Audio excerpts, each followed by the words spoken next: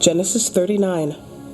Now Joseph had been brought down to Egypt, and Potiphar, an officer of Pharaoh, the captain of the guard, an Egyptian, had brought him from the Ishmaelites who had brought him down there. The Lord was with Joseph, and he became a successful man. He was in the house of his Egyptian master. His master saw that the Lord was with him, and that the Lord caused all that he did to succeed in his hands. So Joseph found favor in his sight and attended him, and he made him overseer of his house, and put him charge of all that he had. From the time that he had made him overseer in his house, and over all that he had, the Lord blessed the Egyptian's house for Joseph's sake. The blessing of the Lord was on all that he had, in house and field. So he left all that he had in Joseph's charge, and because of him he had no concern about anything but the food he ate. Now Joseph was handsome in form and appearance.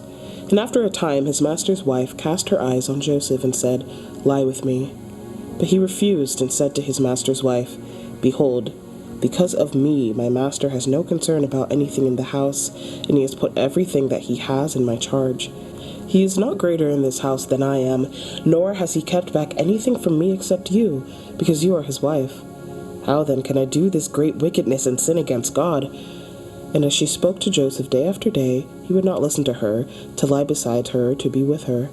But one day, when he went into the house to do his work, and none of the men of the house were there in the house, she caught him by his garment, saying, "Lie with me."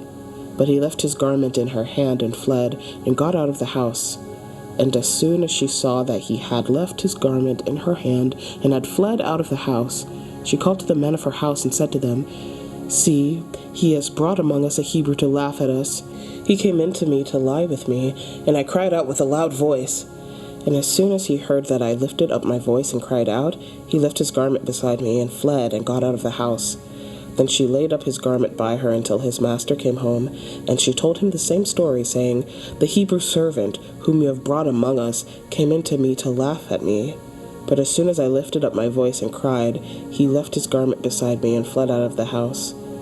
As soon as his master heard the words that his wife spoke to him, "This is the way your servant treated me," his anger was kindled. And Joseph's master took him and put him into the prison, the place where the king's prisoners were confined, and he was there in prison. But the Lord was with Joseph and showed him steadfast love and gave him favor in the sight of the keeper of the prison. And the keeper of the prison put Joseph in charge of all the prisoners who were in the prison. Whatever was done there, he was the one who did it. The keeper of the prison paid no attention to anything that was in Joseph's charge, because the Lord was with him, and whatever he did, the Lord made it succeed. Genesis 40. Some time after this, the cupbearer of the king of Egypt and his baker committed an offense against their lord, the king of Egypt. And Pharaoh was angry with his two officers, the chief cupbearer and the chief baker, and he put them in custody in the house of the captain of the guard, in the prison where Joseph was confined. The captain of the guard appointed Joseph to be with them, and he attended them. They continued for some time in custody. And one night they both dreamed, the cupbearer and the baker of the king of Egypt who were confined in the prison, each his own dream, and each dream with its own interpretation. When Joseph came to them in the morning, he saw that they were troubled.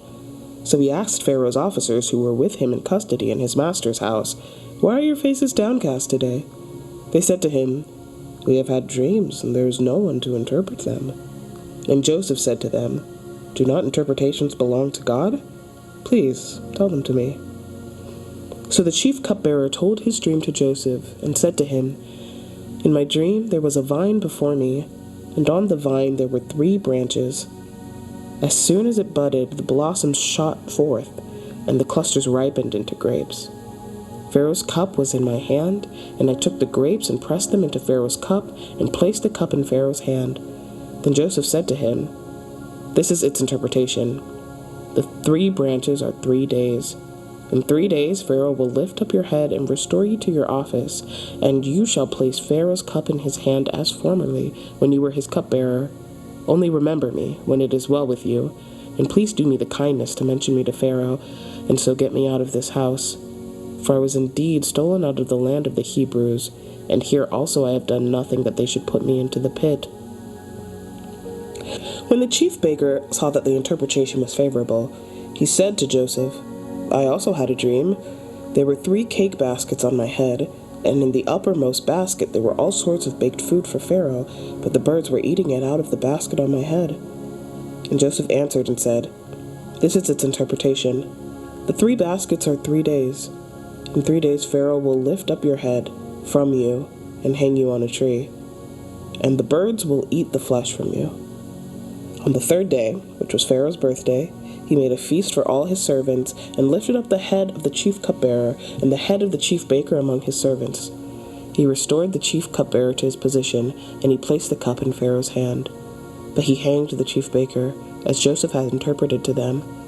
Yet the chief cupbearer did not remember Joseph, but forgot him. Psalm 24, a psalm of David. The earth is the Lord's and the fullness thereof, the world and those who dwell therein. For he has founded it upon the seas, and established it upon the rivers. Who shall ascend the hill of the Lord, and who shall stand in his holy place? He who has clean hands and a pure heart, who does not lift up his soul to what is false, and does not swear deceitfully. He will receive blessing from the Lord, and righteousness from the God of his salvation. Such is the generation of those who seek him, who seek the face of the God of Jacob. Salah. Lift up your heads, O gates, and be lifted up, O ancient doors, that the King of glory may come in. Who is this King of glory? The Lord strong and mighty, the Lord mighty in battle. Lift up your head, O gates, and lift them up, O ancient doors, that the King of glory may come in. Who is this King of glory? The Lord of hosts. He is the King of glory. Salah.